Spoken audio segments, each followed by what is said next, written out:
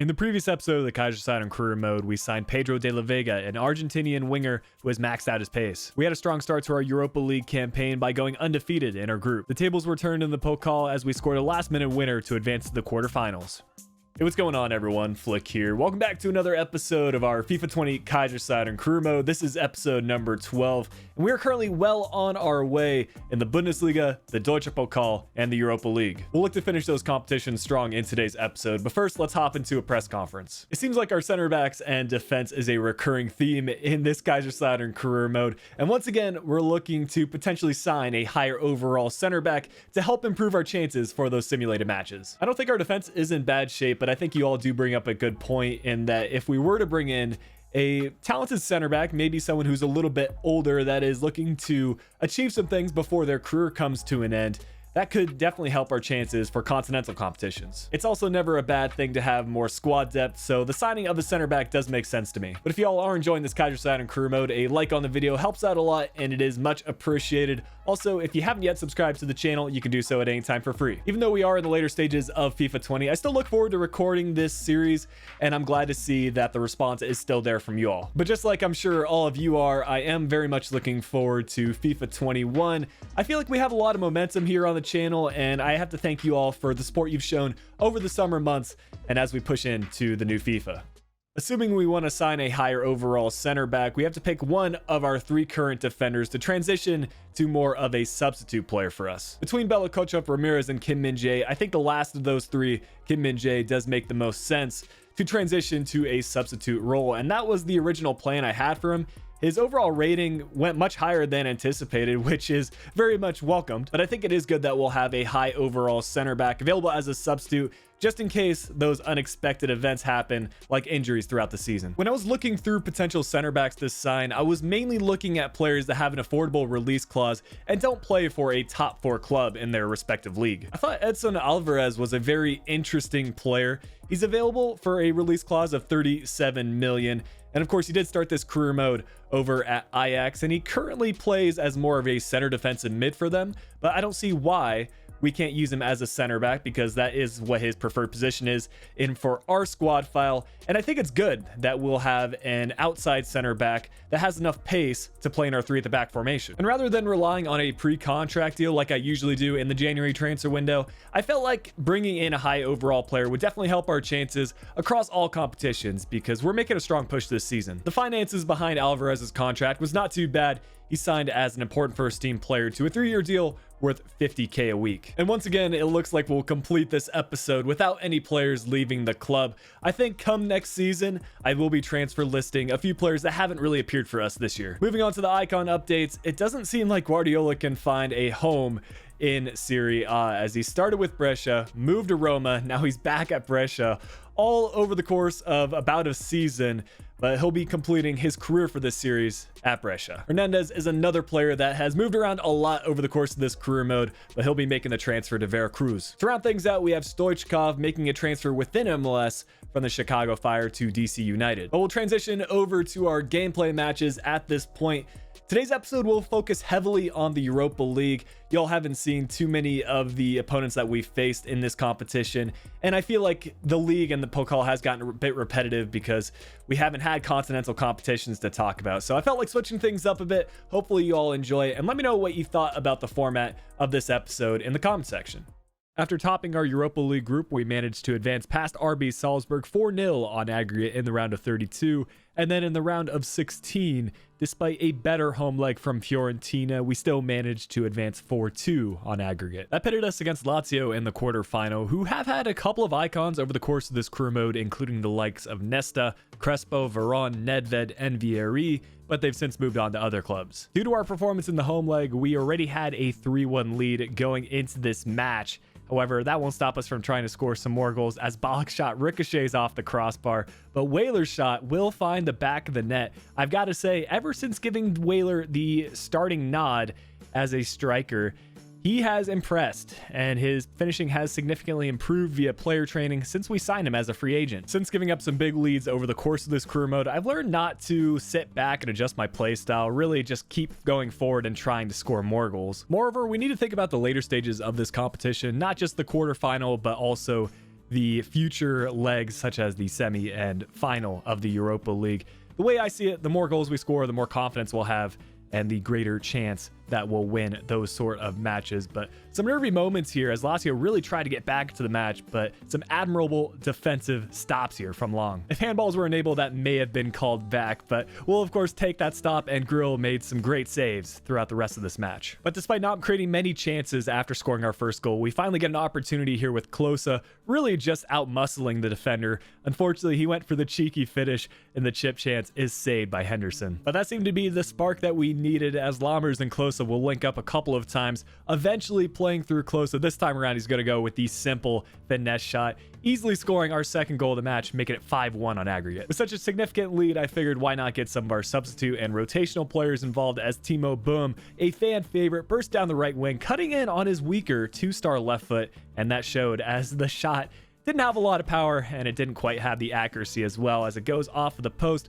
Final chance of the match is a great defensive stop, and it just shows how much fight our defense has. You know, this match is pretty much wrapped up at this point, but Kim Min-jae is doing everything in his power to stop that chance from going in, and will advance to the semifinal. Our opponent for the semifinal of the Europa League will be Tottenham Hotspur, and they seem to be bringing in a lot of talent from other Premier League clubs, not to mention some of the high potential players that have peaked in their overall in their existing squad. But it was us that got off to a good start, as once again Amuzu from this left-hand side seems to be the new trend for this career mode. And since I figured out he is quite the creator, not so much a finisher, I think things have fared so much better for him, as Matt Whaler, again continuing his good form from the previous match, will net us the first goal of this fixture. That made things 2-0 on aggregate, which gave me a lot more confidence. Anytime the CPU is passing around the edge of the 18, you never know what might happen. But again, Grill has pulled off save after save in this episode. He does it again here. Another chance in the 38th minute, as Klose does a good job to force the Spurs defense one way and then pass the other way as Sem Schmitz is through on goal. But this is a fantastic save from Pickford, keeping Spurs in this match and giving them a slight amount of hope. However, Pickford's efforts were unfortunately all for naught, as Amuzu found his way to the right-hand side somehow. He just seems to get involved one way or another, and that will make things 2 via a Whaler brace. I'll be honest, not a lot happened in the second half. I was very tactical about the chances I would try to score from, but an opportunity presented itself here in the 78th minute, and courtesy of a boom bit of skill, he'll find Klose on the perfect pass, and that was one of the better goals I've scored this season. Anytime that you can lead the striker perfectly, so they basically just have to tap it in, it's just a beautiful kind of goal to score. With the scoreline now 4-0 on aggregate, we will successfully be advanced into the final of the Europa League. But before we play the Europa League final, we need to turn our attention back to the Pokal, which we have also found ourselves in the final. Just to recap some of our performances, we beat Mönchengladbach in the second round, and then Hannover 96 in the third round. In the quarterfinals, things got very interesting, but we did manage to beat Bayern 5-4 on penalties.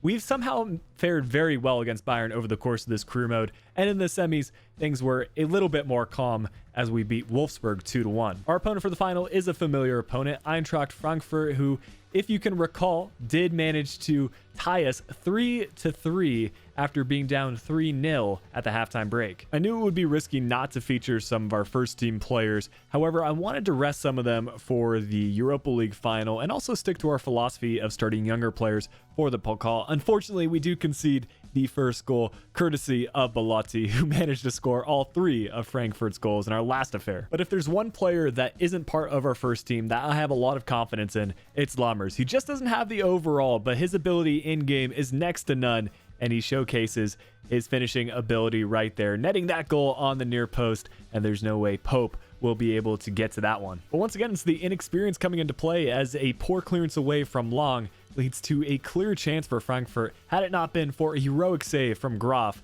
they would have been 2-1 up. This time, Frankfurt will work the ball out wide to Da Costa, definitely known for his attacking ability as he looks to find some players on the edge of the 18. A couple of bounces going Frankfurt's way, as Carvalho with the finesse shot effort going just inches wide of the post. But the final chance of the first half will go to Frankfurt, as they definitely had the momentum over us in the first 45 minutes, but this chance was called back for offside. I modified a couple of our tactics here in the second half and brought on some of our higher overall players like Schmitz, who is clean through on goal.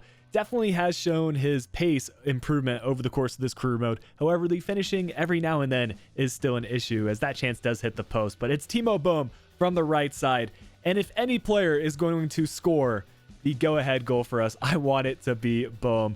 He'll make it 2-1 for us in the 75th minute, and at this point, we just needed to hang on. Of course, we struggled seeing out Pokal matches in the past, as Frankfurt will get one final opportunity trying to send it across, but that is a great bit of defensive display from Schmitz. He'll hang on to possession, and we will finally win the Deutscher Pokal. It's a competition that we've gradually improved year after year, and for us to finally win it means a lot. Not only did we win the League Cup, we showcased our philosophy of developing youth academy players, showing that this Kaiserslautern squad has a lot of depth. I think squad development is absolutely fundamental to a Road to Glory career mode, and I'm happy that we were finally able to lift this trophy. Our final match of the season will, of course, be the Europa League Final, and our decision to rotate our squad in the Pokal Final seems to have paid off, as most of the players in our starting 11 have full fitness. Usually, I like to feature our retiring players in the last match of the season. However, Zook never really played much of a role in this career mode, and I'm definitely not starting a 58 rated player in the Europa League Final. That's definitely going to be the case when we have a difficult opponent like Liverpool. However, I think we can match up like for like against this squad. As we walk out here, they still have a lot of their current Liverpool players like Alisson and Van Dijk, but here you can take a look at our path to the final. They've beaten some good sides to get here. We, of course, have done it as well. I would say Spurs is our most difficult opponent, but here is the Liverpool starting 11. They do have two different icons, of course, Steven Gerrard and Michael Owen. Luckily, both of these icons are in the earlier stages of their career, so the overall rating isn't quite as high as they could have been. Of course, one signature part of the Liverpool playstyle is their high pressing ability, and I could tell early on that our defense was struggling a bit, as Saint-Maximin seemed to be one of their players to watch, showcasing some of that dribbling ability, playing it inside to De Bruyne, who does put this shot wide. One thing I've learned throughout this career mode is that if you can break the press in your own half, then you can definitely generate some opportunities, and I'll showcase this build-up in full as De La Vega. We signed him for his pace and dribbling ability, and he'll showcase it right here, playing this inside to Schmitz, who brings it down perfectly and finishes on his weak foot to the far post, giving us a 1-0 lead 29 minutes into the Europa League Final. Given the fact that Van Dijk was closing him down, that is a brilliant finish from Schmitz. And to me, it seemed like after we scored the first goal, Liverpool's momentum completely changed, as we were just trying to make something happen here, sending the ball into a dangerous position. Alisson, for some reason, closed down the space, and we pick up the ball, send it into Weyler, who is going to net a goal as well. Matt Weyler has definitely stepped up his performances this season, and I'm so glad we made the decision to start him over Lammers at season start. And I mean, if he can finish chances like that one top net, why not start him? Liverpool weren't exactly keen to attack, so we will get one more opportunity here in the 80th minute, as Amuzu nearly did it on his own, but Alisson kind of guessed where he was going. And we'll get one final chance here in the 90th minute. De La Vega trying to send in a cross. He does eventually find Weyler, who is dispossessed by Van Dijk, but that won't make a difference for us. We will win the Europa League Final 2-0 against Liverpool. There you can see Matt Weyler celebrating, and he played a big role in this match.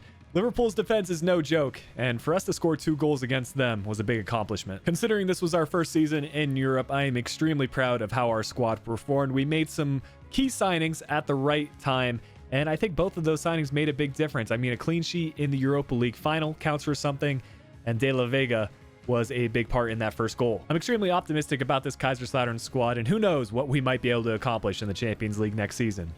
We've certainly achieved what we've wanted in the Europa League as well as the Pokal. As a result, we've seen a slight dip in form for our league performance, finishing in 6th. Ultimately, that doesn't matter too much for us, because by winning the Europa League, we will automatically qualify for Champions League next year, and now we can really turn our focus to the league. It was Dortmund that overtook Bayern for the league title, but as we turn our attention to the bottom half of the table, another poor performance from Köln. Unfortunately, I had high hopes for them. However, they didn't pick up a single win this season. Klose once again led the way as our top scorer, netting 34 goals from 53 matches. Schmitz in second with 21 goals from 54, and Weyler in third with 15 goals from 44. And our other icon, Michael Ballack, was our top assist maker with 16 assists from 52 matches. Schmitz in second once again with 11 assists from 54, and Amuzu in third with 9 assists from 32. Of course, we don't need to recap the Pokal because we did win that competition, but turning our attention to the Zweiter Bundesliga,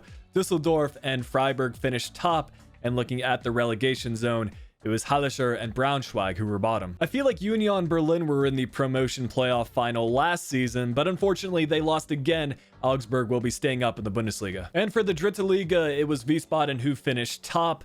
For bottom of the table, Meppen were in last. We're still quite a bit off from having a top scorer in the league. Klose was our closest, finishing in 7th with 18 goals from 33 matches. Schmitz also in the top 15 with 14 goals from 34. A little bit better for the assist category as Ballack was in 3rd with 11 assists from 32 matches. Schmitz in 7th with 9 assists from 34. It was sort of a down year for Grill relative to previous seasons, but I'm still happy with his performances. To be fair, he only featured in 28 matches across the Bundesliga season, still managed 6 clean sheets. We do have a couple of retirees to talk about, and this was actually a very interesting season because the regens for these players, I'll show them right after the retirees, but they actually ended up with a pretty high overall. We'll start with Peter Schmeichel, who will be ending his career at Manchester City. And fun fact, Kasper Schmeichel also will be retiring this season with Leicester. As a result, we had a couple of different Danish goalkeepers being imported into the Premier League, but I'm pretty sure this will be Schmeichel's regen. Blanc will be ending his career with Manchester United, and as a result, Huddersfield Town have picked up a promising French center back. Unfortunately, we'll have to bring Guardiola's career to a quick end.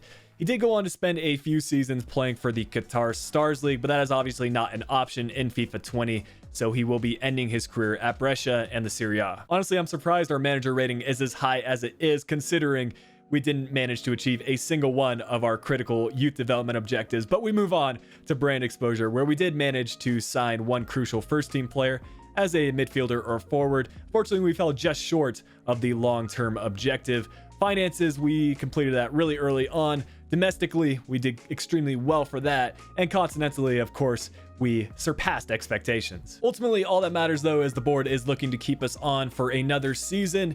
And as we review our squad for season 7, I do want to give a brief update about my plans for the future of this Kaiserslautern Career Mode. Now that we are in Champions League and look to be challenging for the Bundesliga, we are reaching the end, and of course the end of FIFA 20 as well. So realistically, I see us doing 1, maybe 2 seasons here at Kaiserslautern. If we go on to win the Champions League and the Bundesliga next season, I'd probably reach an end there. But it also does depend on what you guys are interested in seeing.